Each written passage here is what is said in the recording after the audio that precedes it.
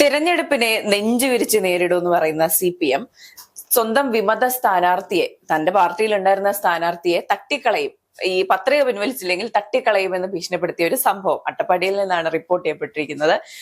എല്ലാ കാലത്തും ഭീഷണി മുഴക്കി സ്ഥാനാർത്ഥിത്വത്തിൽ നിന്ന് സ്ഥാനാർത്ഥികളെ പിൻവലിക്കുന്ന ഒരു രീതി CPM-നുണ്ട് അല്ലെ? അതെ, തീർച്ചയായിട്ടും. കഴിഞ്ഞ കുറച്ച് ദിവസങ്ങളിലായി കണ്ണൂരിൽ നിന്ന് വരുന്ന വാർത്തകള് നമ്മള് പലതവണ ചർച്ച ചെയ്ത് പോയിട്ടുണ്ട് നിഷബസിൽ. അതിനകത്ത് പറയുന്നുണ്ട്, കണ്ണൂരിൽ എതിർ സ്ഥാനാർത്ഥികളില്ലാതെ അല്ലെങ്കിൽ എതിരാളികളില്ലാതെ വിജയിച്ചു 9 അല്ലെങ്കിൽ 10ഓളം മണ്ഡലങ്ങളിലാണ് വിജയം ഉറപ്പിച്ചു കഴിഞ്ഞത്. സുവർണ വിജയമാണ് കേരളത്തിൽ LDF-ന് ഇപ്പോൾ നിലവിലുള്ളത് എന്നൊക്കെ പറഞ്ഞ് വലിയ രീതിയിൽ എല്ലാ മാധ്യമങ്ങളിലും, അതായത് LDF-നെ സപ്പോർട്ട് ചെയ്യുന്ന കുറെ CPM സൈബർ ഹാൻഡിലുകൾ, അതിപ്പോ മെയിൻ സ്ട്രീം ആയാലും ശരി, ഓൺലൈൻ ചാനലുകളിലായാലും ശരി, ഇത്തരത്തിലുള്ള വാർത്തകളൊക്കെ വരുന്നുണ്ട്. അപ്പോൾ ഇതിന്റെയൊക്കെ പിന്നിലെ കാരണം അറിയാതിരിക്കുന്ന കുറെ ആളുകൾ വിചാരിക്കും, ഓക്കെ, LDF തന്നെ വീണ്ടും അധികാരത്തിൽ വരും, കേരളത്തിൽ എല്ലാ മണ്ഡലവും LDF അങ്ങ് പിടിക്കും. പക്ഷെ അത് വെറും സ്വപ്നം മാത്രമാണ്. ഈ പറയുന്ന 10-12 മണ്ഡലങ്ങളിൽ അവർ എങ്ങനെയാണ് വിജയിച്ചത്, എതിരാളി ഇല്ലാതെ ആകുന്നത് എന്നുള്ളതിന് ഏറ്റവും വലിയ തെളിവാണ് ഇപ്പോൾ അട്ടപ്പാടിയിൽ അഗളി പഞ്ചായത്തിൽ നിന്ന് വരുന്ന ഈ ഒരു വാർത്ത നമുക്ക് മനസ്സിലാക്കാൻ സാധിക്കുന്നത്. സ്വന്തം പാർട്ടിയിൽ നിന്നും വിമതരായി പോയിട്ടുള്ള 42ഓളം വർഷം പാർട്ടിയിൽ പ്രവർത്തിച്ച് പിന്നീട് പാർട്ടിയിൽ നിന്നും മാറി വിമതരായി അല്ലെങ്കിൽ സ്വതന്ത്രരായി മത്സരിക്കുന്ന ഒരു വ്യക്തിയെ വിളിച്ചിട്ട്, അല്ലെങ്കിൽ ഒരു നേതാവിനെ വിളിച്ച് പാർട്ടിയുടെ, അതായത് CPM-ന്റെ ലോക്കൽ സെക്രട്ടറി വിളിച്ചു പറയാണ്, പാർട്ടിക്കെതിരെ മത്സരിച്ചാൽ കൊന്നുകളയും, അല്ലെങ്കിൽ ഇത്തരത്തിൽ പത്രിക പിൻവലിച്ചില്ലെങ്കിൽ തട്ടിക്കളയും എന്ന് പറഞ്ഞുകൊണ്ടുള്ള ഒരു ഫോൺ സംഭാഷണം പുറത്തു വരുമ്പോൾ ഞെട്ടാനൊന്നുമില്ല. കാരണം അപ്പറയുള്ളത് CPM ആണ്. അതാണ് അതിന്റെ ഉത്തരവെന്ന് പറയുന്നത്. പക്ഷെ അത് കണ്ണൂരിലേക്ക് സംബന്ധിച്ച് നോക്കുകയാണെങ്കിൽ കണ്ണൂർ പാർട്ടി ഗ്രാമങ്ങൾ അല്ലെങ്കിൽ പാർട്ടി പ്രദേശം കണ്ണൂർ CPM-ന്റെ ആണ് എന്ന് പറഞ്ഞ് എഴുതി തള്ളിയ സ്ഥലമാണ്. അതിനപ്പുറത്തേക്ക് അത് മറ്റു ജില്ലകളിലേക്ക് വരുമ്പോൾ അത് എത്രത്തോളം അംഗീകരിക്കാൻ സാധിക്കുമെന്ന് ചോദിച്ചാൽ അംഗീകരിക്കാൻ സാധിക്കില്ല എന്ന് തന്നെ പറയേണ്ടി വരും. ഇത് പക്ഷേ പാർട്ടിയിൽ എന്ന് പറയുമ്പോൾ ഈ പറയുന്ന രാഷ്ട്രീയ നേതാക്കന്മാർ തമ്മിൽ മാത്രമല്ല, എനിക്ക് തോന്നുന്നു വിദ്യാർത്ഥി രാഷ്ട്രീയത്തിൽ തൊട്ടേ തന്നെ ഈ ഒരു രീതിയിലുള്ള ഒരു ഭീഷണിയും അല്ലെങ്കിൽ പത്രിക പിൻവലിപ്പിക്കല് അല്ലെങ്കിൽ നാമനിർദ്ദേശം പിൻവലിപ്പിക്കുന്നതൊക്കെ ഒരു സ്ഥിരം പദ്ധതിയായി ഇവര് മുന്നോട്ട് കൊണ്ടു നടക്കുന്നുണ്ട് എന്നുള്ളതാണ്. ഒരു കാലഘട്ടത്തില് വിദ്യാർത്ഥി രാഷ്ട്രീയം അടക്കി ഭരിച്ചിരുന്നത് ഈ CPM-ന്റെ വിദ്യാർത്ഥി സംഘടനകൾ തന്നെയായിരുന്നു. അത് പുറമേ നിന്ന് കാണുമ്പോൾ അവരുടെ ആൾബലവും അവരുടെ പ്രത്യയശാസ്ത്രത്തിൽ വിശ്വസിക്കുന്ന വിദ്യാർത്ഥികളുടെ ബലവുമായി ഇത് കാണുന്നുവെങ്കിലും അവിടെ പഠിച്ച കുട്ടികൾക്കറിയാം, സ്ഥാനാർത്ഥി പത്രിക സമർപ്പിക്കുന്ന, സ്ഥാനാർത്ഥിയായി നിൽക്കുന്ന കുട്ടികളെ ഭീഷണിപ്പെടുത്തി പിന്മാറ്റുന്ന ഒരു പരിപാടി ഉണ്ടായിരുന്നു എല്ലാ കലാലയങ്ങളിലും. ഇപ്പോഴും ഉണ്ട്. അത് കായികമായും അതുപോലെ തന്നെ ഇമോഷണൽ ബ്ലാക്ക്മെയിലിങ്ങിലൂടെയും, നീ ഇന്ന് സ്ഥാനാർത്ഥിയായ നീ ഡിപ്പാർട്ട്മെന്റിൽ ഒറ്റപ്പെട്ടു പോകുമെന്ന് പറഞ്ഞ് സ്ഥാനാർത്ഥിത്വം പിൻവലിപ്പിക്കുന്ന പരിപാടി ഇപ്പോഴുമുണ്ട്, പണ്ടുമുണ്ട്, ഇപ്പോഴും അത് നടക്കുന്നുണ്ട്. ഇവർക്ക് ചങ്കുറപ്പോടെ ഒരു തെരഞ്ഞെടുപ്പിനെ നേരിട്ട് വിജയിക്കുക എന്നുള്ളതിലുപരി ഭീഷണിപ്പെടുത്തി പേടിപ്പിച്ച് ഭയം എന്ന വികാരത്തെ മുൻനിർത്തിക്കൊണ്ട് വിജയിക്കുക എന്നുള്ളതാണ്. അതിലേക്ക് ഹരം പിടിച്ചു പോയി എന്ന് തോന്നുന്നു. അതെ, അതായത് ഹരമല്ല, അതിനേക്കാൾ ഉപരി ഈ പറയുന്ന ആളുകൾക്ക് പ്രത്യേകിച്ച് വികസനങ്ങൾ പറഞ്ഞു, വാഗ്ദാനങ്ങൾ നൽകിയോ വിജയിക്കാൻ സാധിക്കില്ല. അതായത് ജനങ്ങൾ പൊട്ടന്മാരല്ലല്ലോ. കേരളത്തിലെ ജനങ്ങൾക്ക് ഈ 9.5 വർഷം കൊണ്ട് തന്നെ മതിയായി കഴിഞ്ഞിരിക്കുകയാണ്. പലരും പറയുന്നത് കേട്ടിട്ടുണ്ട്, തദ്ദേശ തെരഞ്ഞെടുപ്പിൽ ഈ പറയുന്ന ഭരണവിരുദ്ധ വികാരമൊന്നും പ്രകടമാകില്ല എന്ന് പലരും പറയുന്നുണ്ട്. പക്ഷേ കേരളത്തിലെ ജനങ്ങൾക്ക് കൃത്യമായ ബോധ്യമുണ്ട്, ഈ തെരഞ്ഞെടുപ്പ് തൊട്ടേ എതിർത്താൽ മാത്രമാണ് നിയമസഭാ തെരഞ്ഞെടുപ്പിലും അതുപോലെ തന്നെ ഇന്നിപ്പോൾ കേരളത്തിന്റെ തലപ്പത്തിരിക്കുന്ന പാർട്ടിയെ താഴെ ഇറക്കണമെങ്കിൽ തദ്ദേശ തെരഞ്ഞെടുപ്പ് തൊട്ടേ ഈ പറയുന്ന CPM-നെ എതിർത്തേ തീരുവുള്ളൂ എന്നുള്ളത്.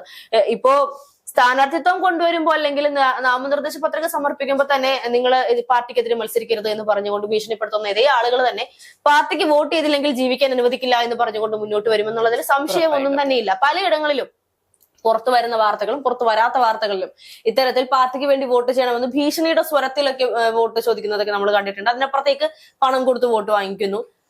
കിറ്റ് വോട്ട് ചെയ്തില്ലെങ്കിൽ നമ്മൾ ഒറ്റപ്പെട്ടു പോകുമെന്ന ഭയപ്പാടിൽ ഒരുപാട് കുടുംബങ്ങൾ വോട്ട് ചെയ്യുന്ന സാഹചര്യങ്ങൾ ഉണ്ടായിട്ടുണ്ട്. ഈ പറഞ്ഞതുപോലെ ഭയപ്പെട്ടുകൊണ്ട് അല്ലെങ്കിൽ പേടിച്ചുകൊണ്ട് ആ ഒരു വോട്ട് ചെയ്യുന്നതൊക്കെ നമ്മൾ കാണുന്നുണ്ട്. പക്ഷെ അതിനപ്പുറത്തേക്ക് ജനാധിപത്യം എന്ന് എവിടെയാണ് ഉള്ളത് എന്ന് ചോദിച്ചു കഴിഞ്ഞാൽ വലിയൊരു ചോദ്യം തന്നെയാണ്. ജനാധിപത്യം ഇല്ല എന്നൊരവസ്ഥയിലേക്കാണ് കേരളം പോയിക്കൊണ്ടിരിക്കുന്നത്.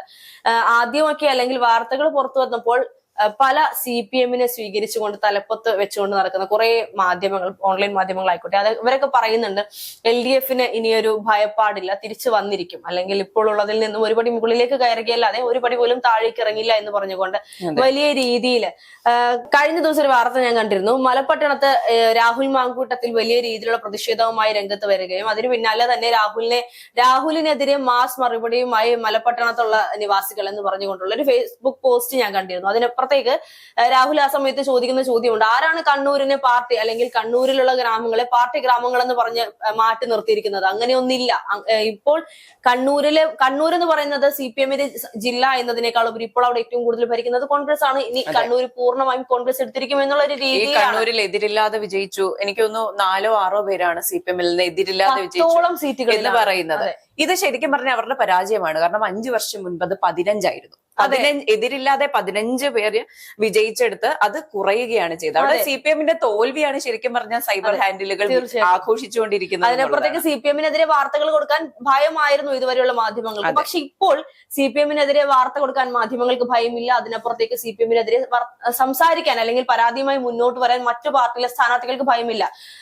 ഈ കണ്ണൂരിലെ വാർത്തകളിൽ ഈ പറയുന്നത് പോലെ മലപ്പട്ടണത്ത് നിന്നും CPM-നെതിരെ മത്സരിച്ച ഒരു സ്ഥാനാർത്ഥിയെ 2 ഒപ്പ് അവിടെ നിന്നുകൊണ്ട് തന്നെ ആ സ്ഥാനാർത്ഥി ഇട്ട 2 ഒപ്പിന് വ്യത്യാസമുണ്ട് എന്ന് പറഞ്ഞുകൊണ്ട് ആ ഒരു സ്ഥാനാർത്ഥി പത്രിക അല്ലെങ്കിൽ നോമിനേഷൻ പിൻവലിപ്പിക്കുന്നതൊക്കെ നമ്മൾ കണ്ടിരുന്നു. ആ പിൻവലിക്കാൻ തയ്യാറാകാതിരുന്ന റിട്ടേണിംഗ് ഓഫീസറോട് പറഞ്ഞത് പിൻവലിച്ചില്ലെങ്കിൽ നിങ്ങൾക്ക് ജീവന് ആപത്താണ് എന്ന് പറഞ്ഞുകൊണ്ട് CPM പ്രവർത്തകർ അല്ലെങ്കിൽ LDF പ്രവർത്തകർ ഭീഷണിപ്പെടുത്തിക്കൊണ്ട് അത് തിരിച്ചയക്കുന്ന ഒരു രീതിയൊക്കെ നമ്മൾ കണ്ടിരുന്നു. ഇതാണ് കേരളത്തിൽ നടക്കുന്നത്. ഇതാണ് CPM-ന്റെ സ്വഭാവം. നേരായ വഴിയില്ല, വളഞ്ഞ വഴി മാത്രമേ ഉള്ളൂ. പക്ഷെ എങ്ങനെയും വിജയിക്കണം, എങ്ങനെയും അധികാരത്തിൽ വരണം എന്നുള്ള ഒറ്റ ചിന്ത മാത്രമാണ് ഇപ്പോൾ CPM അല്ലെങ്കിൽ LDF ചെയ്തുകൊണ്ടിരിക്കുന്നത്. ഇപ്പോ നമ്മളെ തുടക്കത്തിൽ പറഞ്ഞ അട്ടപ്പാടിയിലാണെങ്കിൽ പോലും സ്വന്തം പാർട്ടിയിൽ നിന്നാണെന്നോ അല്ലെങ്കിൽ ഈ പറയുന്ന പാർട്ടി LDF-നെ സംബന്ധിച്ച് രക്തസാക്ഷികളെ ഉയർത്തിപ്പിടിക്കുന്ന അല്ലെങ്കിൽ ബോംബ് നിർമ്മിക്കുന്നതിന്റെ ഇടയ്ക്ക് മരണപ്പെട്ടു പോയ അല്ലെങ്കിൽ ബോംബ് പൊട്ടിത്തെറിച്ച് മരണപ്പെട്ട വ്യക്തിയെ പോലും രക്തസാക്ഷിയാക്കിയുള്ള ഒരു പാർട്ടിയാണ് ഈ പറയുന്ന LDF എന്ന് പറയുന്നത്. അതുകൊണ്ട് തന്നെ രക്തസാക്ഷിത്വം എണ്ണിക്കൂട്ടിക്കൊണ്ട് അതിനൊരു പൊൻതൂവൽ കൊണ്ട് നടക്കുന്ന ഒരു പാർട്ടി സ്വന്തം പാർട്ടിയിൽ നിന്നും രക്തസാക്ഷികൾ ഉണ്ടാകുന്നുണ്ടെങ്കിൽ അതിന് പ്രധാന കാരണം ആ പാർട്ടിക്കകത്തുള്ളവർ തന്നെയാണ്. അവർ തന്നെയാണ് അവരുടെ കൂട്ടത്തിലുള്ളവരെ ഇല്ലാതാക്കിക്കൊണ്ട് രക്തസാക്ഷികളെ നിർമ്മിച്ചുകൊണ്ടിരിക്കുന്നത് എന്നാണ്. ഈ പറയുന്ന വ്യക്തിയാണെങ്കിലും ഇനി CPM ഇത്തരത്തിൽ നാമനിർദ്ദേശം കൊടുത്തതുകൊണ്ട് അല്ലെങ്കിൽ വാർത്ത നൽകിയതുകൊണ്ട് വീട്ടിൽ കയറി വെട്ടിയാലും അത്ഭുതപ്പെടാനില്ല. അതിനപ്പുറത്തേക്ക് ഈ മരണപ്പെട്ട വ്യക്തിയെ രക്തസാക്ഷിയായും അതുപോലെ തന്നെ വെട്ടിയ വ്യക്തിയെ പ്രതിയായ വ്യക്തിയെ ജീവിച്ചിരിക്കുന്ന രക്തസാക്ഷിയായും ഒരേ പാർട്ടി പ്രഖ്യാപിക്കുന്നത് നമുക്ക് ഇനി വരും ദിവസങ്ങളിൽ കാണേണ്ടി വരും എന്നുള്ളതാണ്.